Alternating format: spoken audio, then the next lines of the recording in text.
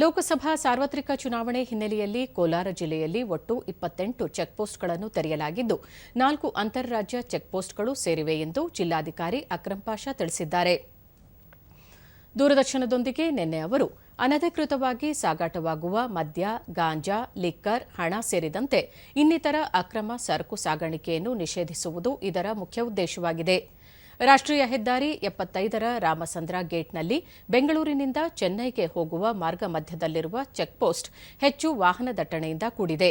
ಇಲ್ಲಿ ಸಿಬ್ಬಂದಿ ಪಾಳಿ ಆಧಾರದಲ್ಲಿ ಕಾರ್ಯನಿರ್ವಹಿಸುತ್ತಿದ್ದು ಎಲ್ಲ ವಾಹನಗಳನ್ನು ತಪಾಸಣೆಗೊಳಪಡಿಸಲಾಗುತ್ತಿದೆ ಎಂದರು. ಲೋಕಸಭಾ ಕ್ಷೇತ್ರಕ್ಕೆ ಚಿಂತಾಮಣಿ ಮತ್ತು ಶಿಡ್ಲಘಟ್ಟ ಸೇರುತ್ತೆ. ಅಲ್ಲಿಯೂ ಸಹ 6 ಚೆಕ್ಪೋಸ್ಟ್ಗಳನ್ನು ತೆರೆದಿದ್ದಾರೆ. ಹೀಗೆ ನಾವು ಅಂತಾರಾಜ್ಯ ಒಂದು ಚೆಕ್ಪೋಸ್ಟ್ಗಳನ್ನು ನಮ್ಮಲ್ಲಿ ಒಟ್ಟು 4 ಅಂತಾರಾಜ್ಯ ಚೆಕ್ಪೋಸ್ಟ್ಗಳನ್ನು ತೆಗೆದಿದ್ದೇವೆ.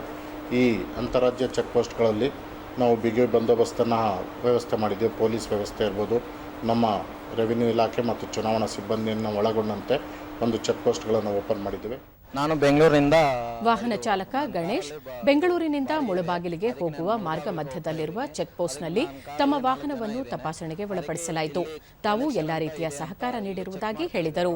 ಅದಕ್ಕೆ ಇಲ್ಲಿ ಎಲ್ಲ ಕಾರು ನಿಲ್ಲಿಸಿಬಿಟ್ಟು ಚೆಕ್ ಮಾಡ್ತಾ ಇದ್ದಾರೆ. ಅದಕ್ಕೆ ನಾನು ನಿಲ್ಲಿಸಿಬಿಟ್ಟು ಚೆಕ್ ಮಾಡಿದ್ರು. ಎಲ್ಲರೂ ಚೆಕ್ ಮಾಡಿದ್ರೆ ನನ್ನ ಬ್ಯಾಗಲ್ಲಿ ಏನೂ ಇಲ್ಲ.